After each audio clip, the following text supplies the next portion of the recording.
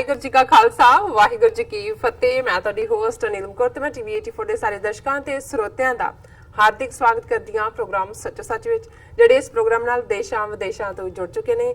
Khalsa affair centre ਦੇ ਸੰਚਾਲਕ doctor Amarjit Singh ji ਰੋਜ਼ਾਨਾ ਦੀ ਤਰ੍ਹਾਂ ਸਟੂਡੀਓ ਵਿੱਚ ਮੇਰੇ ਨਾਲ ਸ਼ਾਮਲ ਨੇ। ਆਉਣਾ ਮਿਲ ਕੇ ਅੱਜ ਦੇ ਅਹਿਮ ਇਸ਼ੂਜ਼ ਉੱਪਰ ਗੱਲਬਾਤ ਕਰਦੇ ਹਾਂ।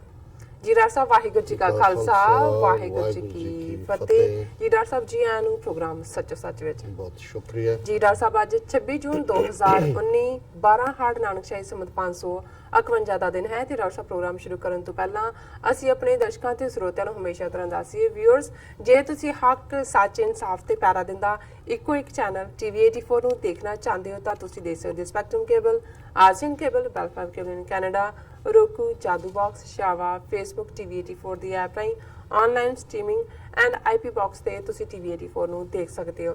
ਵਿਊਅਰਸ, ਜੇ ਤੁਸੀਂ ਟੀਵੀ 84 ਨਾਲ ਜਾਂ ਪ੍ਰੋਗਰਾਮ ਸੱਚੋ ਸੱਚ ਨਾਲ ਫੇਸਬੁੱਕ ਰਾਹੀਂ ਜੁੜੇ ਹੋ ਤਾਂ ਇਸ ਨੂੰ ਵੱਧ ਤੋਂ ਵੱਧ ਲਾਈਕ ਕਰੋ ਤੇ ਸ਼ੇਅਰ ਕਰੋ ਅਤੇ ਨਾਲ ਹੀ YouTube ਤੇ ਸਬਸਕ੍ਰਾਈਬ ਵੀ ਕਰੋ। ਇਹ ਵੀ ਅਸੀਂ ਆਪਣੇ ਦਰਸ਼ਕਾਂ ਨੂੰ ਦੱਸ ਦਈਏ ਕਿ ਤੁਸੀਂ ਟੀਵੀ 84 ਦੀ ਐਪ ਨੂੰ ਐਂਡਰੋਇਡ ਐਂਡ ਐਪ ਸਟੋਰ ਤੇ ਡਾਊਨਲੋਡ ਕਰਕੇ ਟੀਵੀ 84 ਦੀ ਜੋ ਲਾਈਵ ਸਟ੍ਰੀਮ ਹੈ ਉਸ ਨੂੰ ਤੁਸੀਂ 24 ਆਵਰਸ ਦੇਖ ਸਕਦੇ ਹੋ। ਹੁਣ ਅੱਜ ਆਪਾਂ ਆਪਣੇ ਪ੍ਰੋਗਰਾਮ ਦੀ ਸ਼ੁਰੂਆਤ ਕਰਦੇ ਹਾਂ ਅੱਜ ਦੇ ਪਹਿਲੇ ਇਸ਼ੂ ਦੇ ਨਾਲ, ਸੋ ਤੁਸੀਂ ਸਾਡੇ ਨਾਲ ਇਸੇ ਤਰ੍ਹਾਂ ਹੀ ਜੁੜੇ ਰਹਿਣਾ। Thank you so much. ਜੀ ਡਾਕਟਰ ਸਾਹਿਬ ਕੀ ਕਹਿਣਾ ਚਾਹੋਗੇ ਜੋ ਅੱਜ ਦਾ ਪਹਿਲਾ ਅਹਿਮ ਇਸ਼ੂ ਹੈ ਉਸ ਉੱਪਰ? ਦੇਖੋ, ਸਾਡਾ ਖਿੱਤਾ ਸਾਊਥ ਏਸ਼ੀਆ ਦਾ ਜਾਂ ਉਸ ਨੂੰ ਪੈਸੀਫਿਕ ਸਮੁੰਦਰ ਦੇ ਕੰਢੇ ਪਰਸ਼ੀਅਨ ਗਲਫ ਤੱਕ ਇਸ ਵੇਲੇ ਇੰਟਰਨੈਸ਼ਨਲ ਅਟੈਂਸ਼ਨ ਹੀ ਨਹੀਂ, ਜੇ ਇਹ ਕਿਹਾ ਜਾਏ ਕਿ ਇੱਕ ਅਲਾਰਮਿੰਗ ਸਿਚੁਏਸ਼ਨ ਵਾਲਾ ਖਿੱਤਾ ਬਣਿਆ ਹੋਇਆ ਹੈ ਔਰ ਕਈ ਚੀਜ਼ਾਂ, ਕਈ ਡਿਵੈਲਪਮੈਂਟਸ ਸਾਈਮਲਟੇਨੀਅਸਲੀ ਉੱਥੇ ਹੋ ਰਹੀਆਂ ਨੇ। ਔਰ ਕਦੇ ਇਹ ਖਿੱਤਾ ਮਿਡਲ ਈਸਟ ਸੀ ਜਿਹਦੇ 'ਚ ਬਾਰ-ਬਾਰ ਜਿਹੜਾ ਧਿਆਨ ਜਾਂਦਾ ਸੀ। ਬੇਸ਼ੱਕ ਅੱਜ ਵੀ ਐਨਰਜੀ ਸੋਰਸ ਦੇ ਤੌਰ ਤੇ ਕੋਈ ਵੀ ਮਿਡਲ ਈਸਟ ਦੇ ਵਿੱਚ ਜਿਹੜੀ ਨੀਤੀ ਹੈ ਉਹ ਆਇਲ ਸਪਲਾਈ ਨੂੰ ਕਿਵੇਂ ਪ੍ਰਭਾਵਿਤ ਕਰੇਗੀ, ਦੁਨੀਆ ਦੀ ਇਕਨੋਮੀ ਨੂੰ ਕਿਵੇਂ ਪ੍ਰਭਾਵਿਤ ਕਰੇਗੀ, ਹਮੇਸ਼ਾ ਇਹ ਚਰਚਾ ਦਾ ਵਿਸ਼ਾ ਰਹਿੰਦਾ ਹੈ।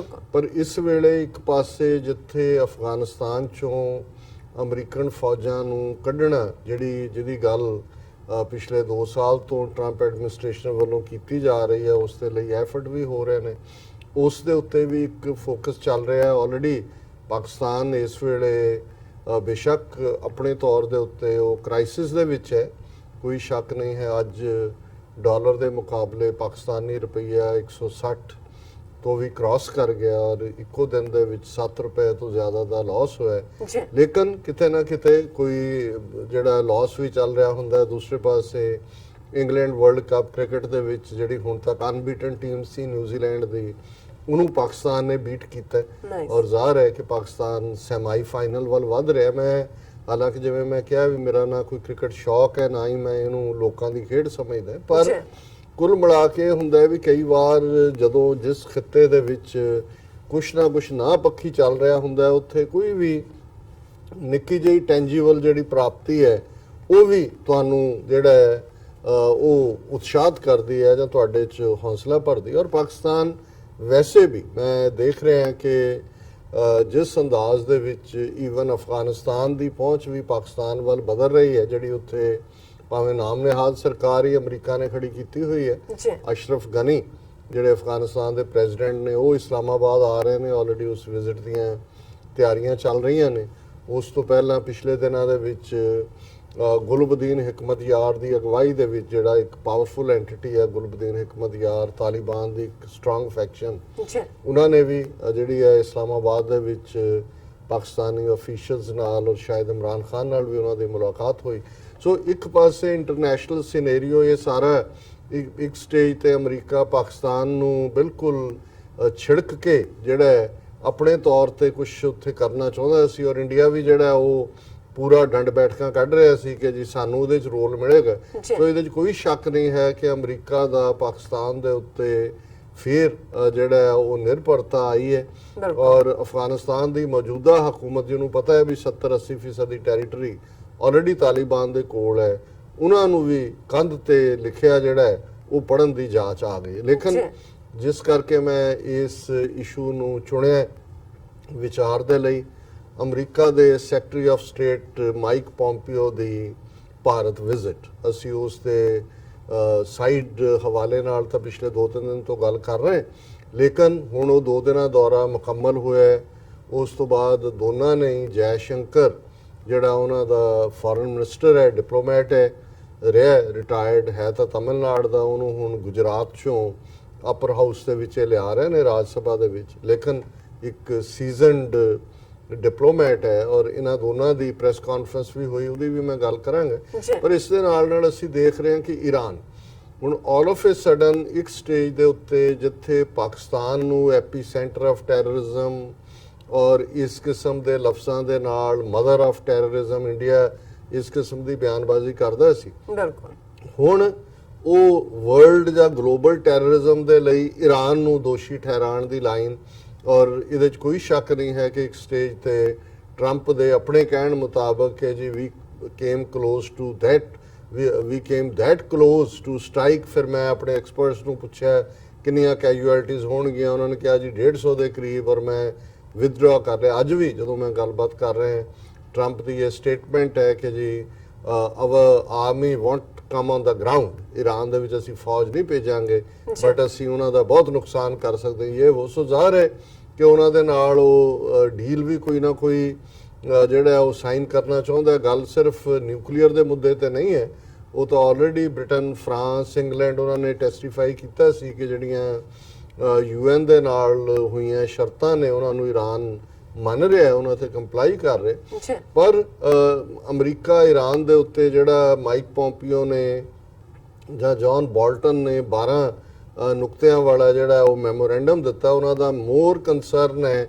ਕਿ ਜਿਹੜੀ ਈਰਾਨ ਦੀ ਮਿਡਲ ਈਸਟ ਦੇ ਵਿੱਚ ਵੱਧ ਰਹੀ ਤਾਕਤ ਹੈ, ਉਹ ਬੇਸ਼ੱਕ ਯਮਨ ਦੇ ਵਿੱਚ ਹੋਏ, ਬੇਸ਼ੱਕ ਉਹ ਹਿਜ਼ਬੁੱਲਾ ਦੇ ਹਵਾਲੇ ਨਾਲ ਹੋਏ, ਬੇਸ਼ੱਕ ਉਹ ਹਮਸ ਦੇ ਹਵਾਲੇ ਨਾਲ ਹੋਏ, ਕਿਉਂਕਿ ਇਸ ਵੇਲੇ ਈਰਾਨ ਮਿਡਲ ਈਸਟ ਦੇ ਵਿੱਚ ਵੀ ਇੱਕ ਪਾਵਰ, ਯਮਨ ਦੇ ਵਿੱਚ ਬੜੀ ਬੁਰੀ ਤਰ੍ਹਾਂ ਜਿਹੜਾ ਇਹ ਸਾਊਦੀ ਅਰੇਬੀਆ ਜਿਹੜਾ ਕਿ ਅਮਰੀਕਾ ਦਾ ਪ੍ਰੌਕਸੀ ਹੈ, ਉੱਥੇ ਉਹ ਲੂਜ਼ ਕਰ ਰਿਹਾ। ਸੋ ਜ਼ਾਹਰ ਹੈ ਕਿ ਉਹ ਈਰਾਨ ਦੇ ਉੱਤੇ ਟੈਰਰਿਜ਼ਮ ਜਾਂ ਨਿਊਕਲੀਅਰ ਕੰਪਲਾਈ ਨਾ ਕਰਨ ਦੇ ਬਹਾਨੇ ਬਾਂਹ ਮਰੋੜ ਕੇ ਮਿਡਲ ਈਸਟ ਦੇ ਵਿੱਚ ਕੰਸੈਸ਼ਨ ਰਹਿਣਾ ਚਾਹੁੰਦੇ ਨੇ। ਔਰ ਈਰਾਨ, ਮੈਂ ਜਿਵੇਂ ਅੱਗੇ ਵੀ ਕਿਹਾ ਵੀ ਉਹਨਾਂ ਦੀ 5-6 ਹਜ਼ਾਰ ਦੀ ਸਿਵਲਾਈਜੇਸ਼ਨ ਹੈ, ਉਹਨਾਂ ਨੂੰ ਪਤਾ ਹੈ ਡਿਪਲੋਮੇਸੀ 'ਚ ਕਿਵੇਂ ਡੀਲ ਕਰਨਾ ਹੈ। ਔਰ ਉਹ ਕੋਈ ਇਵੇਂ ਦੇ ਨਹੀਂ ਨੇ ਕਿ ਭਾਰਤ ਵਾਂਗ, ਜਿਵੇਂ ਭਾਰਤ ਨੂੰ ਦਬਕਾ ਅਮਰੀਕਾ ਨੇ ਮਾਰਿਆ ਵੀ ਖਬਰਦਾਰ 2 ਮਈ ਤੋਂ ਬਾਅਦ ਕਰੂਡ ਆਇਲ ਈਰਾਨ ਦਾ ਤੁਸੀਂ ਬਾਏ ਕੀਤਾ, ਜਿਹੜੀ 30% ਸਪਲਾਈ ਉੱਥੋਂ ਸੀ, ਤੇ ਉਹ ਜਿਹੜਾ ਸੋਡੇ ਦੀ ਝੱਗ ਵਾਂਗ ਬਹਿ ਗਿਆ ਇੱਕਦਮ, ਜੋ ਸੀ ਉਹਨਾਂ ਨੇ ਕੰਪਲਾਈ ਕੀਤਾ ਜੀ, ਹਜ਼ੂਰ ਸਾਡੇ ਮਾਈ ਬਾਪ। ਸੋ ਕੁੱਲ ਮਿਲਾ ਕੇ 2 ਗੱਲਾਂ ਜਿਹੜੀ ਮਾਈਕ ਪੋਂਪੀਓ ਦੀ ਵਿਜ਼ਿਟ ਚੋਂ ਸਾਹਮਣੇ ਆਈਆਂ। ਜੁਆਇੰਟ ਪ੍ਰੈਸ ਕਾਨਫਰੰਸ ਤਾਂ ਹੋਈ ਔਰ ਉਹਦੇ 'ਚ ਉਹਨੇ ਆਪਣਾ ਰਾਗ ਅਲਾਪਿਆ, ਪਰ ਕੋਈ ਵੀ ਮੈਂ ਜੁਆਇੰਟ ਪ੍ਰੈਸ ਰਿਲੀਜ਼ ਨਹੀਂ ਦੇਖੀ ਹੈ ਜਿਹਦੇ 'ਚ ਕਿ ਇਸ ਗੱਲ ਦਾ ਹੋਏ ਕਿ ਜੀ ਵੀ ਐਗਰੀਡ ਔਨ ਦਿਸ, ਜਾਂ ਅਸੀਂ ਇਸ ਗੱਲ ਦੇ ਉੱਤੇ ਜਿਹੜਾ ਹੈ ਉਹ ਆਪਸੀ ਸਹਿਮਤ ਹੋਏ। ਕਿਉਂਕਿ ਜਿਹੜੇ ਇਸ਼ੂ ਔਰ ਆਲਰੇਡੀ ਜਿਹੜੇ ਭਾਰਤ ਦੇ ਬਹੁਤ ਸਾਰੇ ਐਕਸਪਰਟ ਫੋਰਨ ਪਾਲਿਸੀ ਦੇ ਔਰ ਦੂਸਰੇ ਜਿਨ੍ਹਾਂ ਦੀਆਂ ਲਿਖਤਾਂ ਇਸ ਤੋਂ ਪਹਿਲਾਂ ਆ ਰਹੀਆਂ ਸੀ ਕਿ ਨੈਵੀਗੇਟਿੰਗ ਥਰੂ ਹਾਕਸ ਲਾਈਕ ਪੋਂਪੀਓ, ਇਹਦੇ 'ਚ ਕੋਈ ਸ਼ੱਕ ਨਹੀਂ ਹੈ ਕਿ ਟਰੰਪ ਤਾਂ ਜੋ ਹੈ ਸੋ ਹੈ ਹੀ ਹੈ, ਉਹਦੇ ਬਾਰੇ ਤਾਂ ਹੁਣ ਬਹੁਤਾ ਕੋਈ ਕਹਿਣ ਨੂੰ ਜੀਵ ਨਹੀਂ ਕਰਦਾ ਹੈ। ਲੇਕਿਨ ਉਹਦੀ ਜਿਹੜੀ ਟੀਮ ਹੈ ਉਹ ਬੇਸ਼ੱਕ ਜੌਨ ਬੋਲਟਨ ਹੋਏ, ਬੇਸ਼ੱਕ ਮਾਈਕ ਪੋਂਪੀਓ ਹੋਏ, ਉਹਦਾ ਆਲਾ ਦੁਆਲਾ ਉਹ ਹੌਕਿਸ਼ ਹੈ, ਉਹ ਜੰਗ ਵੱਲ ਉਹ ਫਸਾਉਣਾ ਚਾਹੁੰਦੇ। ਔਰ ਜਿਵੇਂ ਮੈਂ ਡਿਸਕਸ ਕੀਤਾ ਸੀ ਪਿਛਲੇ ਹਫਤੇ ਕਿ ਈਵਨ ਪੈਟ ਬੁਕੈਨਨ ਜਿਹੜਾ ਕਿ ਐਕਸਟ੍ਰੀਮ ਰਾਈਟ ਵਿੰਗਰ ਹੈ, ਉਹਨੇ ਵੀ ਇਹ ਕਿਹਾ ਸੀ ਕਿ ਵੀ ਇਹ ਜਿਹੜੀ ਹੈ ਬਿਲਕੁਲ ਇਹ ਜਿਹੜਾ ਆਲਾ ਦੁਆਲਾ ਹੈ ਟਰੰਪ ਦਾ, ਉਹਨੂੰ ਉੱਥੇ ਫਸਾਉਣਾ ਚਾਹੁੰਦੇ ਨੇ। ਔਰ ਈਰਾਨ ਦੇ ਨਾਲ ਜਿਹੜੀ ਵਾਰ ਹੈ ਉਹ ਫਿਰ ਅਮਰੀਕਾ ਦੀ ਵਾਰ ਨਹੀਂ ਹੋਏਗੀ, ਦੈਟ ਵਿਲ ਬੀ ਟਰੰਪ ਵਾਰ, ਜਿਵੇਂ ਕਿ ਇਰਾਕ ਵਾਰ ਜੂਨੀਅਰ ਬੁਸ਼ ਵਾਰ ਬਣ ਗਈ। ਔਰ ਉਹ ਸਾਰੇ ਨੂੰ ਉਹਨੇ ਵਾਰਨ ਕੀਤਾ ਸੀ ਪੈਟ ਬੁਕੈਨਨ ਨੇ ਕਿ ਇਸ ਟ੍ਰੈਪ ਦੇ ਵਿੱਚ ਨਾ ਹਾਰਡ ਲਾਈਨਰਸ ਦੇ ਨਾ ਫਾਲ ਕਰੋ। ਸੋ ਜ਼ਾਹਰ ਹੈ ਕਿ ਮਾਈਕ ਪੋਂਪੀਓ ਦੀ ਇੰਡੀਆ ਵਿਜ਼ਿਟ, ਔਰ ਇਹ ਹੋਰ ਵੀ ਇੰਪੋਰਟੈਂਟ ਹੈ ਕਿਉਂਕਿ ਇਸ ਵੀਕਐਂਡ ਦੇ ਉੱਤੇ ਹੀ G20 ਦੀ ਮੀਟ ਜਿਹੜੀ ਹੈ ਉਹ ਓਸਾਕਾ ਦੇ ਵਿੱਚ ਹੋ ਰਹੀ ਹੈ, ਜਾਪਾਨ ਦੇ ਵਿੱਚ, G20 ਕੰਟਰੀਜ਼। ਔਰ ਉਹਦੇ 'ਚ ਇੱਕ ਮੀਟਿੰਗ ਜਿਹੜੀ ਹੈ ਸਾਈਡ ਲਾਈਨਸ ਦੇ ਉੱਤੇ ਪ੍ਰੈਜ਼ੀਡੈਂਟ ਟਰੰਪ ਔਰ ਇੰਡੀਅਨ ਪ੍ਰਾਈਮ ਮਿਨਿਸਟਰ ਮੋਦੀ ਦੇ ਵਿਚਾਲੇ ਵੀ ਜਿਹੜੀ ਹੈ ਉਹ ਅਰੇਂਜ ਕਰਨ ਦੀ ਲਾਈਨ ਹੈ, ਉਹਦਾ ਵੀ ਥੋੜਾ ਬਹੁਤ ਗਰਾਊਂਡ ਵਰਕ ਹੋਏਗਾ। ਪਰ ਜਦੋਂ ਮਾਈਕ ਪੋਂਪੀਓ ਦੀ ਵਿਜ਼ਿਟ ਤੋਂ ਪਹਿਲਾਂ ਜਿਹਨਾਂ ਇਸ਼ੂਜ਼ ਦੇ ਬਾਰੇ ਸੀ ਕਿ ਜੀ ਗੱਲਬਾਤ ਹੋਏਗੀ। ਇਸ ਵੇਲੇ ਸਭ ਤੋਂ ਵੱਡੀ S-400 ਜਿਹੜੀਆਂ ਕਿ ਡਿਫੈਂਸ ਮਿਸਲਸ ਇੰਡੀਆ ਵਰਥ ਸ਼ਾਇਦ 40,000 ਕਰੋੜ ਰੁਪਈਆ ਤੇ ਤੋਂ ਲੈ ਰਿਹਾ। ਔਰ ਕਿਉਂਕਿ ਅਮਰੀਕਾ ਨੇ ਕ੍ਰੀਮੀਆ ਦੇ ਮੁੱਦੇ ਦੇ ਉੱਤੇ ਰਸ਼ੀਆ ਤੇ ਸੈਂਕਸ਼ਨਸ ਲਾਈਆਂ ਹੋਈਆਂ ਨੇ, ਔਰ ਜਿਹੜਾ ਇੱਕ ਅਮਰੀਕਨ ਐਕਟ ਹੈ ਜਿਹਦੇ ਨਾਲ ਸੈਂਕਸ਼ਨਸ ਹੋਣ, ਉਹਨਾਂ ਨਾਲ ਜਿਹੜਾ ਡੀਲ ਕਰਦਾ ਹੈ ਉਹਦੇ ਤੇ ਵੀ ਸੈਂਕਸ਼ਨਸ ਆ ਜਾਂਦੀਆਂ ਨੇ ਜਾਂ ਪਾਬੰਦੀਆਂ ਆ ਜਾਂਦੀਆਂ ਨੇ। ਸੋ ਇੰਡੀਆ ਨੂੰ ਅਮਰੀਕਾ ਦਾ ਇਸ ਮੁੱਦੇ ਦੇ ਉੱਤੇ ਵੀ ਪ੍ਰੈਸ ਕਰਨਾ ਸੀ ਕਿ ਵੀ ਇਹ ਡੀਲ ਨਾ ਕਰੋ। ਉਹਦੇ ਨਾਲ ਅਸੀਂ ਦੇਖਦੇ ਹਾਂ ਈਰਾਨ ਦੇ ਮੁੱਦੇ ਦੇ ਉੱਤੇ ਵੀ ਜਿਹੜਾ ਅਮਰੀਕਾ ਇੰਡੀਆ ਤੋਂ ਬੇਸ਼ੱਕ ਕਰੂਡ ਆਇਲ ਨਹੀਂ ਲੈ ਰਿਹਾ, ਪਰ ਉਹ ਚਾਹੁੰਦਾ ਕਿ ਵੀ ਇਸ ਮੁੱਦੇ ਦੇ ਉੱਤੇ ਖੁੱਲ ਕੇ ਜਿਹੜਾ ਉਹ ਅਮਰੀਕਾ ਦੇ ਨਾਲ ਆਏ। ਤੀਸਰਾ ਅਮਰੀਕਾ ਦਾ, ਕਿਉਂਕਿ ਇੱਕ ਪਾਸੇ ਈਰਾਨ ਦੇ ਨਾਲ ਜਿਹੜਾ ਉਹ ਪ੍ਰੈਸ਼ਰ ਟੈਕਟਿਕ ਚੱਲ ਰਿਹਾ, ਦੂਸਰੇ ਪਾਸੇ ਚਾਈਨਾ ਦੇ ਨਾਲ ਵੀ ਟ੍ਰੇਡ ਵਾਰ ਚੱਲ ਰਹੀ ਹੈ, ਔਰ ਚਾਈਨਾ ਨੂੰ ਵੀ ਉਹ ਭਾਰਤ ਦਾ ਜਿਹੜਾ ਦਿਖਾ ਕੇ ਇੱਕ ਡਰ ਜਿਹਾ ਭਾਰਤ ਨੂੰ ਇਸਤੇਮਾਲ ਕਰ ਰਿਹਾ ਹੈ। ਉਹਦੇ ਬਾਰੇ ਵੀ ਚਾਈਨਾ ਚਾਹੁੰਦਾ ਸੀ, ਅਮਰੀਕਾ ਚਾਹੁੰਦਾ ਸੀ ਕਿ ਭਾਰਤ ਜਿਹੜਾ ਹੈ ਖੁੱਲ ਕੇ ਐਂਟਾਈ ਚਾਈਨਾ ਲਾਈਨ ਲੈ। ਔਰ ਇਸ ਤੋਂ ਇਲਾਵਾ ਅਸੀਂ ਸਮਝਦੇ ਹਾਂ ਕਿ ਜਾਣ ਤੋਂ ਪਹਿਲੇ ਇੱਕ ਹਫ਼ਤਾ ਪਹਿਲਾਂ ਉਹਨਾਂ ਦੀ ਇੰਟਰਨੈਸ਼ਨਲ ਰਿਲੀਜੀਅਸ ਫਰੀडम ਦੀ ਜਿਹੜੀ ਰਿਪੋਰਟ ਸਟੇਟ ਡਿਪਾਰਟਮੈਂਟ ਦੀ ਜਿਹੜੀ ਮਾਈਕ ਪੋਂਪੀਓ ਨੇ ਖੁਦ ਰਿਲੀਜ਼ ਕੀਤੀ, ਉਹਦੇ 'ਚ ਉਹਨਾਂ ਨੇ ਇੰਡੀਆ ਨੂੰ ਜਿਹੜਾ ਲੈਂਬੈਸਟ ਕੀਤਾ ਸੀ ਕਿ ਕਿਵੇਂ ਉੱਥੇ ਇਹਨਾਂ ਦੇ ਕਾਊ ਵਿਜੀਲੈਂਟੇ ਹੋਣ ਔਰ ਦੂਸਰੇ ਮੌਬ ਲਿੰਚਿੰਗਸ ਹੋ ਰਹੀਆਂ, ਔਰ ਦੂਸਰੇ ਧਰਮਾਂ ਦੀ ਜਿਹੜੀ ਹੈ ਨੂੰ ਮੰਨਣ ਵਾਲਿਆਂ ਦੇ ਉੱਤੇ ਇਹ ਬੀਜੇਪੀ ਦਾ ਹਿੰਦੂਤਵਾ ਵਾਲੇ ਔਰ ਸਟੇਟ ਪਾਵਰ ਜਿਹੜੀ ਹੈ ਕਿਵੇਂ ਉਹਨਾਂ ਦੇ ਰਿਲੀਜੀਅਸ ਰਾਈਟਸ ਨੂੰ ਵਾਇਓਲੇਟ ਕਰ ਰਹੀ ਹੈ, ਜਿਹਨੂੰ ਇੰਡੀਅਨ ਐਕਸਪਰਟ ਸਮਝਦੇ ਸੀ ਕਿ ਬਿਲਕੁਲ on the eve Mike Pompeo ਦੀ ਇਹ ਪਹਿਲੀ ਵਿਜ਼ਿਟ ਹੈ ਮੋਦੀ ਸਰਕਾਰ ਦੁਬਾਰਾ ਬਣਨ ਤੋਂ ਬਾਅਦ, ਕਿ ਇਸ ਕਿਸਮ ਦੀ ਰਿਪੋਰਟ ਉਹਦੇ ਵੱਲੋਂ ਖੁਦ ਰਿਲੀਜ਼ ਕਰਨਾ ਔਰ ਇੱਕਦਮ ਬਾਅਦ ਕਰਨਾ ਵੀ ਇਹ ਕੋਈ ਚੰਗਾ ਸ਼ਗਨ ਨਹੀਂ ਹੈ। ਔਰ ਇਹ ਉਹਦੇ 'ਚ ਉਹਨਾਂ ਨੇ ਕਾਸਟੀਗੇਟ ਕੀਤਾ ਬੀਜੇਪੀ ਸਰਕਾਰ ਨੂੰ ਵੀ ਔਰ ਉਹਨਾਂ ਦੀਆਂ ਸਟੇਟ ਗਵਰਨਮੈਂਟਸ ਨੂੰ ਵੀ। ਹੁਣ ਇਸ ਸਾਰੇ ਬੈਕਡ੍ਰੌਪ ਦੇ ਵਿੱਚ ਔਰ ਇਸ ਤੋਂ ਇਲਾਵਾ ਟੈਰਰਿਜ਼ਮ ਦੇ ਨਾਂ ਥੱਲੇ ਜਨਰਲ ਗੱਲਬਾਤ, ਔਰ ਜ਼ਾਹਰ ਹੈ ਅਫਗਾਨਿਸਤਾਨ 'ਚੋਂ ਅਮਰੀਕਾ ਦੀ ਵਿਦਡਰਾਅਲ, ਇੰਡੀਆ ਦਾ ਇਹ ਵੀ ਇੰਟਰਸਟ ਹੋਣਾ ਹੈ ਵੀ ਪਾਕਿਸਤਾਨ ਵੱਲ ਕਿਉਂ ਲੀਨ ਕਰ ਰਹੇ ਹੋ।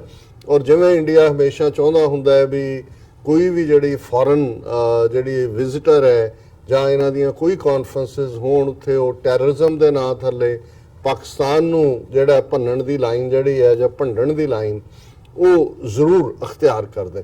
ਸੋ ਇਸ ਬੈਕਡ੍ਰੌਪ ਦੇ ਵਿੱਚ ਜੇ ਮੈਂ ਇਹਨਾਂ ਦੀ ਜੁਆਇੰਟ ਪ੍ਰੈਸ ਕਾਨਫਰੰਸ ਦੇਖਾਂ, ਕਿਉਂਕਿ ਜੁਆਇੰਟ ਪ੍ਰੈਸ ਰਿਲੀਜ਼ ਕੋਈ ਨਹੀਂ ਆਈ, ਇਹਦਾ ਮਤਲਬ ਵੀ ਇਹ ਇਸ਼ੂ ਜਿੱਥੋਂ ਤੁਰੇ ਉੱਥੇ ਹੀ ਖੜੇ ਨੇ, ਇਹਨਾਂ ਦੇ ਵਿੱਚ ਕੋਈ ਜਿਹਨੂੰ ਕਹਿੰਦੇ ਨੇ ਕਿ ਆਈਸ ਡਿਡਨਟ ਮੈਲਟ। ਦੂਸਰਾ ਪੱਖ ਮੈਂ ਦੇਖਦਾ ਜਿਹੜੀਆਂ ਦੋ ਗੱਲਾਂ ਇਹਦੇ ਚੋਂ ਬੜੀ ਅਹਿਮੀਅਤ ਵਾਲੀਆਂ ਮੈਨੂੰ ਨਜ਼ਰ ਆਈਆਂ, ਉਹਨਾਂ ਦੇ ਵਿੱਚ ਪਹਿਲੀ ਤਾਂ ਇਹ ਹੈ ਕਿ ਇਸ ਵਾਰ ਪਾਕਿਸਤਾਨ ਦੇ ਖਿਲਾਫ ਅਮਰੀਕਨ ਸੈਕਟਰੀ ਆਫ ਸਟੇਟ ਦਾ ਉੱਥੇ ਜਾ ਕੇ ਜਨਰਲ ਦਹਿਸ਼ਤਗਰਦੀ ਦੀ ਗੱਲ ਕੀਤੀ, ਪਰ ਉਹਦੇ ਲਈ ਈਰਾਨ ਨੂੰ ਜ਼ਿੰਮੇਵਾਰ ਦੱਸਦੇ ਆ ਕਿ ਜੀ ਗਲੋਬਲ ਟੈਰਰਿਜ਼ਮ ਕਰ ਰਿਹਾ ਹੈ। ਪਾਕਿਸਤਾਨ ਦਾ ਜ਼ਿਕਰ ਜਿਹੜਾ ਹੈ ਉਹ ਕਿਤੇ ਨਹੀਂ ਹੈ, ਉਹਨੇ ਕਿਤੇ ਨਹੀਂ ਕਿਹਾ ਕਿ। ਸੋ ਇਸ ਦਾ ਮਤਲਬ ਹੈ ਵੀ ਆਲਰੇਡੀ ਅਮਰੀਕਾ ਨੇ ਇਹ ਰਿਅਲਾਈਜ਼ ਕਰਨਾ ਸ਼ੁਰੂ ਕਰ ਦਿੱਤਾ, ਇੱਕ ਤਾਂ ਅਫਗਾਨਿਸਤਾਨ ਦੇ ਹਵਾਲੇ ਨਾਲ ਕਿ ਪਾਕਿਸਤਾਨ ਤੋਂ ਬਿਨਾਂ ਪਾਰ ਉਤਾਰਾ ਨਹੀਂ ਹੈ, ਦੂਸਰਾ ਜਿਹੜੀ ਇੰਡੀਆ ਦੀ ਖੇਡ ਵੀ ਸੀ। ਔਰ ਜ਼ਾਹਰ ਹੈ ਅਦਰਵਾਈਜ਼ ਇਸ ਬਾਲਾਕੋਟ ਦੇ ਨਾਂ ਥੱਲੇ ਔਰ ਪੁਲਵਾਮਾ ਦੇ ਨਾਂ ਥੱਲੇ ਮੋਦੀ ਨੇ ਇਲੈਕਸ਼ਨ ਜਿੱਤੀ, ਇਮੀਡੀਏਟ ਬਾਅਦ ਅਮਰੀਕਾ ਦਾ ਇਸ ਲੈਵਲ ਦਾ ਬੰਦਾ ਉੱਥੇ ਜਾ ਰਿਹਾ, ਸੈਕਟਰੀ ਆਫ ਸਟੇਟ ਵਿਦੇਸ਼ ਮੰਤਰੀ ਹੈ। ਉਧਰ ਉਹਨਾਂ 'ਚ ਮੁਲਕਾਂ 'ਚ ਬ੍ਰਿਟਿਸ਼ ਟਰਮੀਨੋਲੋਜੀ ਦੇ ਤਹਿਤ ਐਕਸਟਰਨਲ ਅਫੇਅਰਸ ਮਿਨਿਸਟਰੀ ਕਹਿੰਦੇ ਨੇ, ਇੱਥੇ ਸੈਕਟਰੀ ਆਫ ਸਟੇਟ ਕਹਿੰਦੇ ਨੇ ਫੋਰਨ ਮਿਨਿਸਟਰ ਨੂੰ, ਔਰ ਜਿਹੜਾ ਹੋਮ ਮਿਨਿਸਟਰੀ ਹੈ ਐਕਸਟਰਨਲ ਅਫੇਅਰਸ ਉਹਨੂੰ ਸੈਕਟਰੀ ਹੋਮ ਕਹਿੰਦੇ ਨੇ। ਸੋ ਜ਼ਾਹਰ ਹੈ ਕਿ ਵੀ ਇਸ ਦਾ ਜ਼ਿਕਰ ਤੱਕ ਵੀ ਨਾ ਹੋਣਾ ਪਾਕਿਸਤਾਨ ਦਾ ਪੁਲਵਾਮਾ ਜਾਂ ਬਾਲਾਕੋਟ ਜਾਂ ਅਦਰਵਾਈਜ਼, ਇਹ ਸ਼ੋਅ ਕਰਦਾ ਹੈ ਕਿ ਵੀ ਅਮਰੀਕਾ ਦੀ ਨੀਤੀ ਜਿਹੜੀ ਉਹ ਪਹਿਲਾਂ ਭਾਰਤ ਨੂੰ ਦੇ ਉਸ ਪ੍ਰੈਸ਼ਰ ਦੇ ਥੱਲੇ ਮੈਂ ਨਾ ਵੀ ਕਹਾਂ ਰਿਝਾਣ ਦੇ ਲਈ ਔਰ ਪਾਕਿਸਤਾਨ ਨੂੰ ਦਬਾਅ ਹੇਠ ਲਿਆਉਣ ਲਈ ਸੀ, ਉਸ ਪਾਸੇ ਵੱਲੋਂ ਜਿਹੜਾ ਇੱਕ ਸਟੈਪ ਬੈਕ ਹੋਇਆ, ਜਿਹੜਾ ਇੱਕ ਪੋਜ਼ਿਟਿਵ ਗੱਲ ਹੈ। ਔਰ ਇਹਦੇ ਤੇ ਮੈਂ ਇਹ ਦੂਸਰਾ ਪਾਰਟ ਜਿਹੜਾ ਖਾਸ ਤੌਰ ਤੇ ਅਸੀਂ ਦੇਖਦੇ ਹਾਂ ਕਿ ਵੀ ਇਹ ਕੰਸਿਸਟੈਂਟ ਹੈ ਮਾਈਕ ਪੋਂਪੀਓ ਦੀ ਅਪਰੋਚ, ਜਿਹੜੀ ਕਿ ਉਹਨੇ ਇੰਟਰਨੈਸ਼ਨਲ ਰਿਲੀਜੀਅਸ ਫਰੀडम ਦੀ ਰਿਪੋਰਟ ਜਾਰੀ ਕਰਨ ਲੱਗਿਆ ਜੋ ਇੰਡੀਆ ਬਾਰੇ ਕਨਕਲੂਡ ਕੀਤਾ ਸੀ। ਹੁਣ ਆਪਣੀ ਇਸ ਵਿਜ਼ਿਟ ਦੌਰਾਨ ਮਾਈਕ ਪੋਂਪੀਓ ਨੇ ਇੰਡੀਆ ਇੰਟਰਨੈਸ਼ਨਲ ਸੈਂਟਰ ਦੇ ਵਿੱਚ ਉਹਨੂੰ ਸਪੀਚ ਕਰਨ ਦੇ ਲਈ ਬੁਲਾਇਆ ਹੋਇਆ ਸੀ ਔਰ ਉਹਦੇ 'ਚ ਜਿਹੜਾ ਉਹਨੇ ਇੱਕ ਜੁਮਲਾ ਕਿਹਾ ਇਹ ਬੜਾ ਅਹਿਮੀਅਤ ਵਾਲਾ ਹੈ। ਕਈ ਵਾਰ ਕੁਝ ਚੀਜ਼ਾਂ ਜਸਟ ਪੁਆਇੰਟਰ ਹੁੰਦੀਆਂ, ਉਹਦੇ 'ਚੋਂ ਤੁਸੀਂ ਆਪਣਾ ਨੈਰੇਟਿਵ ਬਣਾਉਣਾ ਹੁੰਦਾ ਹੈ ਜਾਂ ਉਹਨੂੰ ਤੁਸੀਂ ਜਿਹਨੂੰ ਕਹਿੰਦੇ ਨੇ ਕਿ ਵੀ ਐਜ਼ ਏ ਸਿੰਬਲ ਹੁੰਦਾ ਹੈ, ਉਸ ਸਿੰਬਲ ਨੂੰ ਤੁਸੀਂ ਐਲੈਬੋਰੇਟ ਕਰਨਾ ਹੁੰਦਾ ਹੈ। ਔਰ ਆਪਣੀ ਉਸ ਸਪੀਚ ਦੇ ਵਿੱਚ ਉਹਨੇ ਮਿਸਟਰ ਪੋਂਪੀਓ ਨੇ ਕਿਹਾ, ਉਹਦੇ ਐਗਜ਼ੈਕਟ ਲਫ਼ਜ਼ ਨੇ, India is the birth place of 4 major world religions. ਇਹ ਭਾਰਤ ਦੁਨੀਆ ਦੇ 4 ਵੱਡੇ ਧਰਮਾਂ ਦੀ ਜਨਮ ਸਥਲੀ ਹੈ, ਜਨਮ ਭੂਮੀ ਹੈ। ਹੁਣ ਇਹਦੇ 'ਚ ਮੈਂ ਇਹਨੂੰ ਪਹਿਲਾਂ ਪੜ੍ਹ ਲਾਂ, ਫਿਰ let's stand up and ਡਿਫੈਂਡ religious freedom for all. ਆਓ ਹਰ ਇੱਕ ਦੇ ਲਈ ਜਿਹੜੀ ਧਾਰਮਿਕ ਆਜ਼ਾਦੀ ਦੀ ਰੱਖਿਆ ਕਰੀਏ, ਸੁਰੱਖਿਆ ਕਰੀਏ। Let's speak up strongly together in favour of those rights. ਆਓ ਇਕੱਠੇ ਹੋ ਕੇ ਇਹਨਾਂ ਹੱਕਾਂ ਦੇ ਹੱਕ ਵਿੱਚ ਆਵਾਜ਼ ਬੁਲੰਦ ਕਰੀਏ। For whenever we do compromise those rights the world is worse off। ਕਿ ਜੇ ਅਸੀਂ ਮੁੱਢਲੇ ਧਾਰਮਿਕ ਹੱਕਾਂ, ਮਜ਼ਹਬੀ ਹੱਕਾਂ ਦੀ ਜਿਹੜੀ ਆ ਉਹ ਖਿਲਾਫ ਵਰਜ਼ੀ ਕਰਾਂਗੇ ਜਾਂ ਉਹਨਾਂ ਦੇ ਨਾਲ ਕੋਈ ਢਿੱਲ-ਮੱਠ ਦਿਖਾਵਾਂਗੇ ਤਾਂ ਫਿਰ ਇਹ ਦੁਨੀਆ ਮਾੜੀ ਤੋਂ ਮਾੜੀ ਹੁੰਦੀ ਜਾਏਗੀ। ਔਰ ਇਹਦੇ 'ਚ 2 ਗੱਲਾਂ ਬੜੀਆਂ ਅਹਿਮੀਅਤ ਵਾਲੀਆਂ ਔਰ ਹੁਣ ਇਹਨੂੰ ਲੈ ਕੇ ਆਲਰੇਡੀ ਤਬਸਰੇ ਭਾਰਤ ਦੇ ਵਿੱਚ ਚੱਲ ਰਹੇ ਨੇ ਔਰ ਇਹ ਕਿਹਾ ਗਿਆ ਕਿ ਇਹਦੇ ਨਾਲ ਜਿਹੜਾ US secretary of state Mike Pompeo's comment is likely to raise eyebrows coming on the heels of US State Department report on the matter that was critical of India on the score। ਉਹਨੇ ਕਿਹਾ ਜੀ already ਉਹਨਾਂ ਦੀਆਂ ਭਾਵਾਂ ਤਣ ਗਈਆਂ BJP ਦੀਆਂ ਵੀ ਇਹ ਕੀ ਕਿਹਾ, ਪਰ ਜਿਹੜੀ ਗੱਲ ਦੇ ਉੱਤੇ ਕਿਸੇ ਬਹੁਤੇ ਨੇ, ਮੈਂ ਸਾਰਾ ਹੀ ਉਹਨਾਂ ਦਾ ਮੀਡੀਆ ਦੇਖਿਆ, ਗੱਲ ਨਹੀਂ ਕੀਤੀ। ਹੁਣ ਭਾਰਤ ਦਾ ਕਨਸਟੀਟਿਊਸ਼ਨ ਜਿਹੜਾ 26 ਜਨਵਰੀ 1950 ਨੂੰ ਲਾਗੂ ਹੁੰਦਾ ਹੈ, ਉਹ ਸਿੱਖਾਂ, ਬੌਧੀਆਂ, ਜੈਨੀਆਂ ਨੂੰ ਹਿੰਦੂ ਧਰਮ ਦਾ ਹਿੱਸਾ ਬਣਾਉਂਦਾ ਹੈ। ਬਿਲਕੁਲ ਕਿ ਇਹ ਤਿੰਨੋਂ ਹੀ ਧਰਮ ਜਿਹੜੇ ਨੇ ਇਹਨਾਂ ਦਾ ਜਿਹੜਾ ਪਿਤਰੀ ਧਰਮ ਹੈ ਉਹ ਹਿੰਦੂ ਹੈ। ਔਰ ਇਸ ਤੋਂ ਬਾਅਦ ਅਸੀਂ ਦੇਖਦੇ ਹਾਂ ਕਿ ਵੀ ਜਿਹੜੇ 1950 ਚ ਐਕਟ ਬਣਦੇ ਨੇ, Hindu succession act, marriage act, adoption and minority act, ਉਹ ਮਾਈਨਰ ਐਕਟ, ਉਹ ਸਾਰੇ ਹੀ ਜਿਹੜੇ ਨੇ ਉਹ ਹਿੰਦੂ ਬਣਾਉਂਦੇ ਨੇ। ਹੁਣ ਮਾਈਕ ਪੋਂਪੀਓ ਕਹਿ ਰਿਹਾ ਕਿ ਵੀ ਭਾਰਤ ਜਿਹੜਾ ਹੈ ਦੁਨੀਆ ਦੇ 4 ਵੱਡੇ ਧਰਮ, ਹੁਣ ਤੁਸੀਂ ਜਾ ਕੇ ਗੂਗਲ ਕਰਕੇ ਦੇਖੋ ਕਿ ਕਿਹੜੇ 4 ਵੱਡੇ ਧਰਮ ਨੇ ਜਿਨ੍ਹਾਂ ਦਾ ਜਨਮ ਇੰਡੀਆ ਦੇ ਵਿੱਚ ਹੋਇਆ। ਤਾਂ ਉਹਦੇ ਚ ਪਹਿਲਾ ਹਿੰਦੂਇਜ਼ਮ, ਫਿਰ ਬੁੱਧਿਜ਼ਮ, ਫਿਰ ਜੈਨਿਜ਼ਮ, ਫਿਰ ਸਿੱਖਿਜ਼ਮ। ਸੋ ਜ਼ਾਹਿਰ ਹੈ ਮਾਈਕ ਪੋਂਪੀਓ ਨੇ ਵਿਦਆਊਟ ਨੇਮਿੰਗ ਇਹਨਾਂ 4ਾਂ ਦਾ ਉਹਨੇ ਨਾਂ ਨਹੀਂ ਲਏ, ਲੇਕਿਨ ਜਦੋਂ ਉਹ ਇਹ ਕਹਿੰਦਾ ਹੈ ਕਿ 4 ਵੱਡੇ ਦੁਨੀਆ ਦੇ ਧਰਮਾਂ ਦੀ ਇਹ ਜਨਮ ਭੂਮੀ ਹੈ, ਸੋ ਜ਼ਾਹਿਰ ਹੈ ਕਿ ਮਾਈਕ ਪੋਂਪੀਓ ਜਾਂ ਅਮਰੀਕਨ ਐਡਮਿਨਿਸਟ੍ਰੇਸ਼ਨ ਸਿੱਖ ਧਰਮ ਨੂੰ ਇੱਕ ਅੱਡ ਧਰਮ ਦੇ ਤੌਰ ਦੇ ਉੱਤੇ ਮਾਨਤਾ ਦਿੰਦਾ ਹੈ। ਔਰ ਦੁਨੀਆ ਦਾ ਜਿਹੜਾ ਵੱਡਾ ਮਜ਼ਹਬ, ਜਿਹੜੇ ਇਹਨਾਂ 4ਾਂ ਤੋਂ ਬਿਨਾਂ 2 ਫਿਰ ਵੱਡੇ ਇਸਲਾਮ ਔਰ ਕ੍ਰਿਸਚੀਅਨਿਟੀ ਨੇ, ਸੋ ਜ਼ਾਹਿਰ ਹੈ, ਔਰ ਜੂਡਾਇਜ਼ਮ ਸਿੱਖਾਂ ਨਾਲੋਂ ਵੀ ਅੱਧੀ ਆਬਾਦੀ। ਜੇ ਤੁਸੀਂ 7 ਵੱਡੇ ਧਰਮ ਕਹਿਣੇ ਹੋਣ ਤੇ ਫਿਰ ਉਸ ਆਰਡਰ ਦੇ ਵਿੱਚ ਇਸਲਾਮ ਔਰ ਕ੍ਰਿਸਚੀਅਨਿਟੀ ਔਰ ਜੂਡਾਇਜ਼ਮ। ਸੋ ਇਹ ਜੋ ਮਰਜ਼ੀ ਆਪਣੇ ਕਨਸਟੀਟਿਊਸ਼ਨ 'ਚ ਬਣਾਈ ਜਾਣ ਜਾਂ ਜਿਵੇਂ ਮਰਜ਼ੀ ਡੀਲ ਕਰਨ ਔਰ ਜਿਹਨੂੰ ਮਰਜ਼ੀ ਸਭ ਨੂੰ ਹਿੰਦੂਆਂ ਦੇ ਵਿੱਚੋਂ ਨਿਕਲਿਆ ਕਹੀ ਜਾਣ, ਪਰ ਉਹਨਾਂ ਦੀ ਸਰਜ਼ਮੀਨ ਦੇ ਉੱਤੇ ਖਲੋ ਕੇ ਅਮਰੀਕਾ ਦਾ ਵਿਦੇਸ਼ ਮੰਤਰੀ ਕਹਿ ਰਿਹਾ ਕਿ ਸਿੱਖ ਧਰਮ ਦੁਨੀਆ ਦਾ ਵੱਡਾ 4ਥਾ ਧਰਮ ਹੈ ਜਿਹੜਾ ਇੱਥੇ ਭਾਵੇਂ ਪੈਦਾ ਹੋਇਆ। ਇਸੇ ਤਰ੍ਹਾਂ ਬੁੱਧਿਜ਼ਮ ਤੇ ਜੈਨਿਜ਼ਮ ਦੇ ਹਵਾਲੇ ਨਾਲ ਵੀ ਹੈ। ਹੁਣ ਇਹ ਸਟੇਟਮੈਂਟ ਆਪਣੇ ਆਪ ਦੇ ਵਿੱਚ ਬੜੀ ਜਿਹੜੀ ਹੈ ਇੰਪੋਰਟੈਂਟ ਸਟੇਟਮੈਂਟ ਹੈ, ਪਰ ਉਹ ਇੱਥੇ ਰੁਕਿਆ ਨਹੀਂ। ਹੁਣ ਉਹ ਇਹ ਕਹਿਣਾ ਕੀ ਚਾਹੁੰਦਾ ਕਿ ਵੀ ਹੁਣ ਉਹਨਾਂ 4 ਧਰਮਾਂ 'ਚ ਨਾ ਤਾਂ ਬੁੱਧ ਧਰਮ ਵਾਲਿਆਂ ਦਾ ਉੱਥੇ ਰਾਜ ਹੈ, ਨਾ ਹੀ ਜੈਨ ਧਰਮ ਵਾਲਿਆਂ ਦਾ, ਨਾ ਹੀ ਸਿੱਖ ਧਰਮ ਵਾਲਿਆਂ ਦਾ। ਕੌਣ ਕਿਹਦੇ ਹੱਕਾਂ ਨੂੰ ਖੋਹ ਰਿਹਾ ਔਰ ਕੌਣ ਜਿਹੜਾ ਉਹ ਧਾਰਮਿਕ ਆਜ਼ਾਦੀਆਂ ਦੇ ਰਸਤੇ 'ਚ ਰੁਕਾਵਟ ਹੈ, ਜਿਹੜਾ ਦੁਨੀਆ ਨੂੰ ਵਸਟ ਬਣਾ ਰਿਹਾ ਹੈ। ਇਹ ਜਦੋਂ ਉਹਦੀ ਬਿਗਨਿੰਗ ਹੁੰਦੀ ਹੈ, India is the birth place of 4 major ਵੱਡੇ ਵਰਲਡ ਰਿਲੀਜਨਸ, ਦੁਨੀਆ ਦੇ ਧਰਮ। Let's stand up and ਡਿਫੈਂਡ religious freedom for all. ਹੁਣ ਉਹ ਹਿੰਦੂਆਂ ਦੇ ਤਾਂ ਰਿਲੀਜੀਅਸ ਫਰੀडम ਨੂੰ ਕੋਈ ਖਤਰਾ ਨਹੀਂ, ਉਹ ਤਾਂ ਰਾਦਾ ਦੂਜਿਆਂ ਨੂੰ ਕਰ ਰਹੇ ਨੇ। ਹੁਣ ਇਹ ਉਹ ਕਹਿ ਰਿਹਾ ਕਿ ਭਾਈ ਆਹ ਜਿਹੜਾ ਧੱਕਾ ਤੁਸੀਂ ਕਰ ਰਹੇ ਹੋ, ਇਹਨਾਂ ਨੂੰ ਜਿਹੜਾ ਹਰ ਇੱਕ ਦੀ ਜਿਹੜੀ ਹੈ ਰਿਲੀਜੀਅਸ ਫਰੀडम, 4ਾਂ ਦਾ ਤਾਂ ਬਰਥ ਪਲੇਸ ਹੈ, ਪਰ ਨਾਲ ਉਹ ਮੁਸਲਮਾਨਾਂ ਔਰ ਈਸਾਈਆਂ ਤੇ ਜਿਨ੍ਹਾਂ ਦੇ ਉੱਤੇ ਸਿੱਧੇ ਤੌਰ ਦੇ ਉੱਤੇ ਜ਼ੁਲਮ ਕਰ ਰਹੇ ਨੇ ਕਿ ਭਾਈ ਖਲੋਵੋ, ਔਰ ਹਰ ਇੱਕ ਦੇ ਜਿਹੜੇ ਮਜ਼ਹਬੀ ਹੱਕ ਨੇ ਉਹਨਾਂ ਨੂੰ ਡਿਫੈਂਡ ਕਰੋ। ਫਿਰ ਉਹ ਕਹਿੰਦਾ let's speak up strongly together in favour of those rights, ਕਿ ਇਹ ਇਕੱਲਾ ਕਾਰੇ ਨਹੀਂ ਹੈ, ਅਸੀਂ ਇਕੱਠੇ ਜਿਹੜਾ ਆਵਾਜ਼ ਬੁਲੰਦ ਕਰੀਏ ਕਿ ਜਦੋਂ ਵੀ ਤੁਸੀਂ ਇਹਨਾਂ ਹੱਕਾਂ ਦੇ ਮਾਮਲੇ ਦੇ ਵਿੱਚ ਕੋਈ ਕੁਤਾਹੀ ਕਰੋਗੇ ਹਾਲਾਤ ਬਦਤਰ ਹੋਣਗੇ। ਸੋ ਮੈਂ ਸਮਝਦਾ ਹਾਂ ਵੀ ਇਹਦੇ ਬਾਵਜੂਦ ਕਿ ਉਹਨਾਂ ਦੀ ਜਿਹੜੀ ਹੈ ਕੋਈ ਕਿਸੇ ਗੱਲ ਦੇ ਉੱਤੇ ਅੰਡਰਸਟੈਂਡਿੰਗ ਨਹੀਂ ਹੋਈ, ਇਹ ਜਿਹੜਾ ਇਹ ਆਪਣੇ ਆਪ ਦੇ ਵਿੱਚ ਇੱਕ ਮੈਂ ਸਮਝਦਾ ਹਾਂ ਵੀ ਸਟਰੋਂਗ ਇੰਡਾਇਕਟਮੈਂਟ ਹੈ ਇੰਡੀਆ ਦੀ ਕਿ ਤੁਸੀਂ ਦੂਸਰੇ ਧਰਮਾਂ ਨੂੰ ਮੰਨਣ ਵਾਲਿਆਂ ਦੇ ਹੱਕਾਂ ਦੇ ਉੱਤੇ ਛਾਪੇ ਮਾਰ ਰਹੇ ਹੋ। ਔਰ ਇਸ ਦੇ ਉੱਤੇ ਹੀ ਜਿਹੜਾ ਆਲਰੇਡੀ ਇਸੀ ਸਟੋਰੀ ਦੇ ਮੁਤਾਬਕ ਕਿ ਵੀ ਇਹ ਬੀਜੇਪੀ ਨੇ ਵੀ ਇਹਦੇ ਤੇ ਰਿਐਕਟ ਕੀਤਾ ਔਰ ਉਹਨਾਂ ਦੇ ਰਵੀਸ਼ ਕੁਮਾਰ ਨੇ ਵੀ ਕੀਤਾ, ਫੋਰਨ ਜਿਹੜੀ ਇਹਨਾਂ ਦੀ ਮਿਨਿਸਟਰੀ ਦਾ ਸਪੋਕਸਪਰਸਨ ਹੈ। ਔਰ ਜਿਹੜੀ ਇਹਨਾਂ ਦੀ ਓਵਰਆਲ ਜੁਆਇੰਟ ਪ੍ਰੈਸ ਕਾਨਫਰੰਸ ਇਹਨਾਂ ਨੇ ਕੀਤੀ ਮਿਸਟਰ ਜੈ ਸ਼ੰਕਰ ਔਰ ਮਾਈਕ ਪੋਂਪੀਓ ਨੇ, ਉਹਦੇ 'ਚ ਉਹਦੀ ਹੈਡਲਾਈਨ ਇਹ ਲੱਗੀ ਹੋਈ ਹੈ, India will do what is in its national interest, Jaishankar to Pompeo on S-400 deal. ਉਹ ਕਹਿੰਦਾ ਜੀ ਅਸੀਂ ਉਹੀ ਕਰਾਂਗੇ ਜੋ ਸਾਡੇ ਰਾਸ਼ਟਰੀ ਹਿੱਤ 'ਚ ਹੈ। ਹੁਣ ਜ਼ਾਹਰ ਹੈ ਕਿ ਵੀ ਇਸ ਪੱਖੋਂ ਇਹਨਾਂ ਨੂੰ ਦਾਦ ਦੇਣੀ ਬਣੇਗੀ ਇੰਡੀਆ ਨੂੰ ਕਿ ਵੀ ਘੱਟੋ ਘੱਟ ਉਹਨੇ ਬਕਲ ਨਹੀਂ ਕੀਤਾ ਅੰਡਰ ਪ੍ਰੈਸ਼ਰ। ਪਰ ਇਹ ਗੱਲ ਇਹ ਵੀ ਸ਼ੋ ਕਰਦਾ ਹੈ ਵੀ ਜਿਹੜਾ ਅਮਰੀਕਾ ਦੇ ਨਾਲ ਇਹ ਲਵੀ ਡਵੀ ਲਾਈਨ ਚੱਲੀ ਹੋਈ ਸੀ ਕਿ ਬਈ ਤੂੰ ਚੋਰ ਮੈਂ ਸਿਪਾਹੀ, ਉਹ ਜਿਹੜੀ ਖੇਡ ਰਹੇ ਸੀ ਉਹਦਾ ਵੀ ਐਂਡ ਹੋ ਗਿਆ। ਔਰ ਭਾਰਤ ਨੂੰ ਅਜੇ ਕਿਉਂਕਿ H-1B ਵੀਜ਼ਿਆਂ ਦੀ ਗੱਲ ਸਾਹਮਣੇ ਨਹੀਂ ਆਈ, ਕੋਈ ਵੀ ਇਸ਼ੂ ਮੈਨੂੰ ਨਹੀਂ ਲੱਗਦਾ, ਕਿਉਂਕਿ ਜੇ ਇੱਕ ਵੀ ਇਸ਼ੂ ਰਿਜ਼ੋਲਵ ਹੋਇਆ ਹੁੰਦਾ ਤੇ ਇਹਨਾਂ ਦੀ ਜੁਆਇੰਟ ਪ੍ਰੈਸ ਕਾਨਫਰੰਸ ਹੁੰਦੀ, ਫਿਰ ਉਹਦੇ 'ਚ ਸਾਰੀ ਸਟੋਰੀ ਇਸ ਦੇ ਦੁਆਲੇ ਹੀ ਘੁੰਮਦੀ ਹੈ ਕਿ ਬਈ ਇਹ ਜਿਹੜੀ ਹੈ ਜੁਆਇੰਟ ਪ੍ਰੈਸ ਕਾਨਫਰੰਸ ਤਾਂ ਕੀਤੀ ਤਾਂ ਉਹਦੇ 'ਚ ਉਹਨਾਂ ਨੇ ਇਹ ਕਿਹਾ admitted to in the joint press conference they admitted to have divergent views on trade but asserted that friends and large trading partners will have issues which can be resolved. Trade issues Ki C? America ਨੇ ਜਦੋਂ ਕਦੇ Trump ਨੇ tariff king India ਨੂੰ ਕਿਹਾ ਸੀ, ਜਿਹੜਾ ਇਹ 1930 ਦੇ America ਦੇ ਲਾਅ ਦਾ ਫਾਇਦਾ ਲੈ ਕੇ ਬਿਨਾਂ ਕੋਈ ਉਹਦੇ ਤੇ ਚੁੰਗੀ ਲੱਗਿਆ ਟੈਰਿਫ ਲੱਗਿਆ ਉਹਨਾਂ ਦੇ ਪ੍ਰੋਡਕਟ ਇੰਡੀਆ 'ਚ ਆ ਰਹੇ ਸੀ, ਅਮਰੀਕਾ ਨੇ ਪੂਰੀ ਚੁੰਗੀ ਨਾਫਿਜ਼ ਕਰ ਦਿੱਤੀ, ਜਿਹਦੇ ਨਾਲ ਉਹਨਾਂ ਦੀ ਐਕਸਪੋਰਟ ਜਿਹੜੀ ਪਹਿਲਾਂ ਹੀ ਥੱਲੇ ਨੂੰ ਜਾ ਰਹੀ ਹੈ ਪ੍ਰਭਾਵਿਤ ਹੋਈ।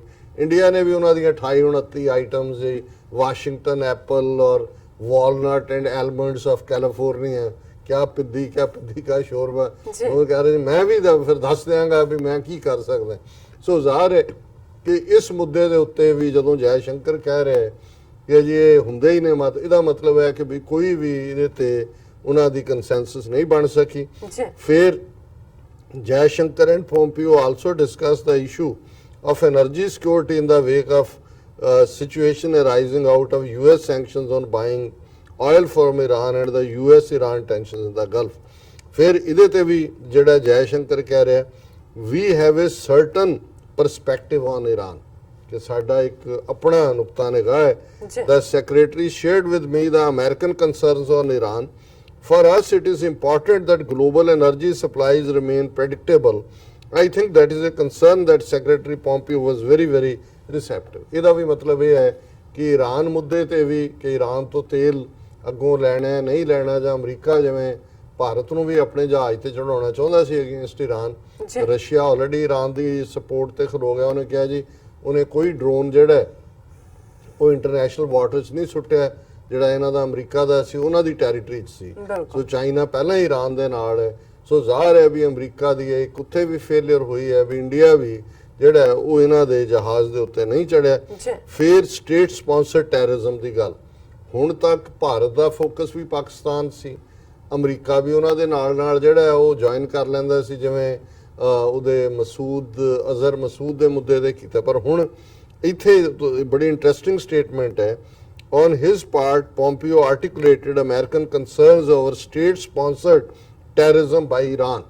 ਹੁਣ ਪਾਕਿਸਤਾਨ state sponsored ਨਹੀਂ ਹੈ, ਈਰਾਨ ਹੈ, ਉਹਦੇ ਵਿੱਚ ਕਹਿ ਰਿਹਾ we also know that Iran is the world's largest state sponsor of terror and we know the Indian people how they have suffered from terror around the world. ਹੁਣ ਇੱਥੇ ਵੀ ਲਫ਼ਜ਼ ਪਾਕਿਸਤਾਨ, ਹੁਣ ਈਰਾਨ ਨੇ ਤਾਂ ਨਹੀਂ ਇੰਡੀਆ ਨੂੰ ਕੋਈ ਟੈਰਰ ਦਿੱਤਾ ਜੀ। ਸੋ ਜ਼ਾਹਰ ਹੈ ਕਿ ਮਾਈਕ ਪੋਂਪੀਓ ਨੇ ਵੀ ਡੈਲੀਬਰੇਟਲੀ ਪਾਕਿਸਤਾਨ ਲਫ਼ਜ਼ ਜਿਹੜਾ ਵਿੱਚੋਂ ਓਮਿਟ ਕੀਤਾ ਹੈ। ਜੋ ਕਰਦਾ ਤਾਂ ਇੰਡੀਅਨਸ ਨੇ ਅੱਜ ਜੰਪ ਕਰ ਰਹੇ ਹੋਣਾ ਸੀ ਜੀ। ਮਾਈਕ ਪੋਂਪੀਓ ਨੇ ਪਾਕਿਸਤਾਨ ਨੂੰ ਅਗੇਨ ਜਿਹੜਾ ਹੈ ਉਹ ਮਦਰ ਆਫ ਟੈਰਰਿਜ਼ਮ ਕਹਿਤਾ। ਹੁਣ ਉੱਥੇ ਮਾਈਕ ਪੋਂਪੀਓ ਖਲੋ ਕੇ ਇੰਡੀਆ ਦੀ ਧਰਤੀ ਤੇ ਈਰਾਨ ਨੂੰ ਜਿਹੜਾ ਹੈ ਉਹ ਗਲੋਬਲ ਟੈਰਰ ਦਾ ਮੇਨ ਹੈਡ ਕਹਿ ਰਿਹਾ ਔਰ ਇੰਡੀਆ ਕਹਿ ਰਿਹਾ ਜੀ ਅਸੀਂ ਉਹਨਾਂ ਤੋਂ ਆਇਲ ਵੀ ਲੈਣਾ ਔਰ ਸਾਡਾ ਇੱਕ ਆਪਣਾ ਪਰਸਪੈਕਟਿਵ ਹੈ। ਸੋ ਇਹ ਵੀ ਦੱਸਦਾ ਹੈ ਕਿ ਵੀ ਇਹ ਜਿਹੜਾ ਨਗਾਰਖਾਨੇ ਦੇ ਵਿੱਚ ਤੂਤੀ ਆਪਣਾ ਕੰਮ ਕਰ ਰਹੀ ਹੈ ਤੇ ਕੋਈ ਹੋਰ ਜਿਹੜਾ ਢੋਲ ਜਿਹੜਾ ਉਹ ਆਪਣੀ ਥਾਂ ਤੇ ਵੱਜ ਰਿਹਾ। ਸੋ ਫਿਰ ਉਹ Pompeo also said, I think there is a shared understanding of threat and a common purpose that we keep energy at the right prices and deter this threat, not only in the narrow confines of Middle East, but the threat that this terror regime poses to the entire world. Focus ਜਿਹੜਾ Iran ਤੇ ਚਲਾ ਗਿਆ ਔਰ ਜਿਹੜਾ ਪਾਕਿਸਤਾਨ ਜਿਹੜਾ at least for the present of the hook ਹੋ ਗਿਆ। ਫਿਰ ਉਹ S-400 ਡੀਲ ਦੀ ਸਾਰੀ ਪਾਰਟ ਹੈ ਔਰ ਉਹਨਾਂ ਨੇ ਕਿਹਾ 40,000 ਕਰੋੜ ਦੀ ਇਹ ਡੀਲ ਹੈ ਜਿਹੜੀ ਕਿ S-400 ਡਿਫੈਂਸ ਸਿਸਟਮ ਉਹਨਾਂ ਨੇ ਖਰੀਦਿਆ ਔਰ ਪੋਂਪੀਓ ਨੇ ਮੋਦੀ ਦੇ ਨਾਲ ਵੀ ਫਾਰਮਲ ਜਿਹੀ ਮੁਲਾਕਾਤ ਕੀਤੀ ਔਰ ਉਹ ਜਿਵੇਂ ਮੈਂ ਕਿਹਾ ਵੀ G20 ਸਮਿਟ ਓਸਾਕਾ ਜਾਪਾਨ 'ਚ ਹੋਣੀ ਹੈ ਉਹਦੇ ਲਈ ਵੀ ਕੋਈ ਗੱਲਬਾਤ ਅੱਗੇ ਤੁਰੀ ਹੋਏਗੀ। ਔਰ ਇਸ ਸਾਰੇ ਚੋਂ ਜਿਹੜਾ ਅਲਟੀਮੇਟਲੀ ਇੰਡੋ ਪੈਸੀਫਿਕ ਦੇ ਉੱਤੇ ਉਹਨਾਂ ਨੇ ਕਿਹਾ ਕਿ ਜੀ for something not against somebody is an apparent reference to China ਮੁੱਦੇ ਦੇ ਉੱਤੇ ਵੀ ਜਿਹੜਾ ਅਮਰੀਕਾ ਚਾਹੁੰਦਾ ਸੀ ਕਿ ਇੰਡੀਆ ਖੁੱਲ ਕੇ ਕੋਈ ਲਾਈਨ ਲੈ, ਉਹਨਾਂ ਨੇ ਇੰਡੀਆ ਨੇ ਕਿਹਾ ਜੀ ਨਹੀਂ ਹੁਣ ਸਾਡੀ ਤੋਬਾ ਔਰ ਅਸੀਂ ਜਿਹੜਾ ਇਸ ਨੂੰ for something not against somebody ਕਿ ਵੀ ਸਾਡੀ ਨੀਤੀ ਇਹ ਨਹੀਂ ਹੋਏਗੀ ਕਿ ਅਸੀਂ ਕਿਸੇ ਦੇ ਅਗੇਂਸਟ ਤੁਹਾਡੇ ਨਾਲ ਖੜੇ ਔਰ that something is peace, stability, security, prosperity and rules. So we are really looking at a landscape where a number of independent players can work together for what they believe in global good, the external affairs minister said. So ਇਸ ਮਾਮਲੇ 'ਚ ਵੀ India ਔਰ America again ਜਿਹੜੇ ਨੇ ਉਹ part ਚਲੇ ਗਏ ਔਰ ਇਸ ਸਾਰੇ 'ਚੋਂ ਉਹਨੇ ਐਂਡ 'ਚ ਪੋਂਪੀਓ ਨੇ ਕਿਹਾ ਕਿ ਜੀ ਅਸੀਂ ਜਿਹੜਾ ਮਿਲਟਰੀ ਕੈਪੇਬਿਲਿਟੀ ਹੈ ਅਸੀਂ ਇਸ ਗੱਲ ਨੂੰ ਯਕੀਨੀ ਬਣਾਉਣਾ ਚਾਹੁੰਦੇ ਹਾਂ ਇੰਡੀਆ ਨੂੰ ਕਿ ਉਹਦੀ ਜਿਹੜੀ ਹੈ ਉਹ 21ਵੀਂ ਸੈਂਚੁਰੀ ਦਾ ਉਹਦਾ ਹੋਏ ਸਾਰਾ ਸਟਫ ਔਰ ਇਸ ਸਾਰੇ 'ਚੋਂ ਮੈਂ ਸਮਝਦਾ ਵੀ ਇਹ ਪਹਿਲਾ ਐਨਕਾਊਂਟਰ ਸੀ ਮੋਦੀ ਦੇ ਬਣਨ ਤੋਂ ਬਾਅਦ। ਬਿਲਕੁਲ ਜੈ ਸ਼ੰਕਰ ਜਿਹੜਾ ਕਿ ਜਿਵੇਂ ਮੈਂ ਕਿਹਾ ਵੀ ਬੜਾ ਸੀਜ਼ਨ ਡਿਪਲੋਮੈਟ ਹੈ ਕਿ ਵੀ ਪਹਿਲਾ ਸੁਸ਼ਮਾ ਸਵਰਾਜ ਨੂੰ ਤਾਂ ਜਸਟ ਇੱਕ ਜਿਹੜਾ ਉਹਨਾਂ ਨੇ ਸਾੜੀ ਬੰਨ ਕੇ ਵੱਡਾ ਟਿੱਕਾ ਲਾ ਕੇ ਬਿਠਾਇਆ ਹੀ ਹੋਇਆ ਸੀ। ਕੋਈ ਮੋਦੀ ਨੇ ਤਾਂ ਨਾ ਉਹਨੂੰ ਕਿਤੇ ਜਾਣ ਦਿੱਤਾ ਚੱਜ ਨਾਲ, ਆਪ ਹੀ ਫੋਰਨ ਮਿਨਿਸਟਰ ਬਣਿਆ ਹੋਇਆ ਸੀ, ਉਹ ਤਾਂ ਨਾਂ ਦੀ ਸੀ ਤੇ ਕੋਈ ਵੀ ਨਹੀਂ ਸੀ। ਲੇਕਿਨ ਹੁਣ ਲੱਗਦਾ ਸੀ ਕਿ ਜੈ ਸ਼ੰਕਰ ਜਿਹੜਾ ਪਹਿਲਾਂ ਵੀ ਜਦੋਂ ਸੁਸ਼ਮਾ ਸਵਰਾਜ ਫੋਰਨ ਮਿਨਿਸਟਰ ਸੀ ਪਹਿਲੀ ਕੈਬਨਿਟ ਵੇਲੇ ਇੱਥੇ ਆ ਕੇ ਨੈਗੋਸ਼ੀਏਸ਼ਨ ਵਗੈਰਾ ਉਹੀ ਕਰਦਾ ਸੀ ਕਿ ਵਿਦ ਹੁਣ ਮੋਰ ਅਥਾਰਟੀ ਔਰ ਇਸ ਸਾਰੇ ਦੇ ਨਾਲ ਉਹ ਅਮਰੀਕਾ ਦੇ ਨਾਲ ਕੋਈ ਨਾ ਕੋਈ ਜਿਹੜਾ ਉਹ ਉਸ ਜਿਹੜਾ ਠੰਡਾਪਨ ਆਇਆ ਹੋਇਆ ਉਸ ਨੂੰ ਗਰਮਾਏਗਾ। ਪਰ ਇਸ ਤਰ੍ਹਾਂ ਲੱਗਦਾ ਹੈ ਕਿ ਵੀ ਜਿਸ ਤਰ੍ਹਾਂ ਮਾਈਕ ਪੋਂਪੀਓ ਗਿਆ ਉਸੇ ਤਰ੍ਹਾਂ ਹੀ ਵਾਪਸ ਮੁੜ ਆਇਆ ਔਰ ਕਿਸੇ ਨੇ ਕੁਝ ਦਿੱਤਾ ਲਿਆ ਨਹੀਂ ਹੈ ਔਰ ਐਟਲੀਸਟ ਇਸ ਸਾਰੇ ਚੋਂ ਪਾਕਿਸਤਾਨ ਦਾ ਮੈਂਸ਼ਨ ਨਾ ਹੋਣਾ ਤੇ ਮਾਈਕ ਪੋਂਪੀਓ ਦਾ ਸਿੱਖ ਧਰਮ ਨੂੰ ਬਾਕੀ ਤਿੰਨ ਧਰਮਾਂ ਦੇ ਨਾਲ ਜਿਹੜੇ ਭਾਰਤ ਦੇ ਵਿੱਚ ਪੈਦਾ ਹੋਏ ਦੁਨੀਆ ਦਾ ਵੱਡਾ ਮਜ਼ਹਬ ਮੰਨਣਾ, ਉਹਨਾਂ ਨੂੰ ਇਹ ਵਾਰਨ ਕਰਨਾ ਕਿ ਭਾਈ ਤੁਸੀਂ ਇਹ ਧਾਰਮਿਕ ਆਜ਼ਾਦੀਆਂ ਨਾਲ ਖਿਲਵਾੜ ਨਾ ਕਰੋ ਔਰ ਪਾਕਿਸਤਾਨ ਨੂੰ ਬਿਲਕੁਲ ਟੈਰਰਿਜ਼ਮ ਦੇ ਨਾਲ ਜਾਂ ਈਵਨ ਸਟੇਟਮੈਂਟ ਦੇ ਵਿੱਚ ਵੀ ਉਹਦਾ ਹਿੱਸਾ ਨਾ ਹੋਣਾ। ਇਹ ਕਾਮਯਾਬੀ ਹੈ ਪਾਕਿਸਤਾਨ ਦੀ ਡਿਪਲੋਮੇਸੀ ਦੀ ਵੀ ਔਰ ਲੈਟ ਵੀ ਸੀ ਕਿ ਅੱਗੇ ਕੀ ਹੁੰਦਾ। ਜੀ ਰਾਜ ਸਾਹਿਬ ਇੱਥੇ ਲੈਣੇ ਬ੍ਰੇਕ ਤੋਂ ਪਹਿਲਾਂ ਅਸੀਂ ਦਰਸ਼ਕਾਂ ਤੇ ਸਰੋਤਿਆਂ ਨੂੰ ਅਪੀਲ ਤੇ ਬੇਨਤੀ ਕਰਦੀ ਹੈ ਵਿਊਅਰਸ, ਜਿਸ ਤਰ੍ਹਾਂ ਕਿ ਤੁਸੀਂ ਜਾਣਦੇ ਹੋ ਕਿ TV84 ਇੱਕ ਪੰਥਕ ਚੈਨਲ ਹੈ। TV84 ਸਿੱਖਾਂ, ਕਸ਼ਮੀਰੀਆਂ ਅਤੇ ਭਾਰਤ ਦੀਆਂ ਨੌਰਥ ਸਟੇਟਾਂ ਦੇ ਲੋਕਾਂ ਦੇ ਸਵੈ-ਨਿਰਣੇ ਦੇ ਹੱਕਾਂ ਦਾ ਹਾਮੀ ਹੈ।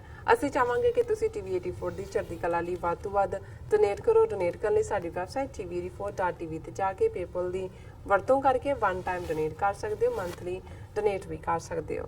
ਤੁਸੀਂ TV84 ਦੇ ਨਾਮ ਤੇ ਚੈੱਕ ਬਣਾ ਕੇ ਸਾਨੂੰ ਮੇਲ ਵੀ ਕਰ ਸਕਦੇ ਹੋ ਸਾਡੇ ਇਸ ਪਤੇ ਤੇ 36-01 37th Avenue, Long Island City, New York 11101 USA, ਜਾਂ ਫਿਰ ਤੁਸੀਂ ਸਾਨੂੰ ਫੋਨ ਰਾਹੀਂ ਵੀ ਸੰਪਰਕ ਕਰ ਸਕਦੇ ਹੋ ਸਾਡੇ ਫੋਨ ਨੰਬਰ ਤੇ 5164060694।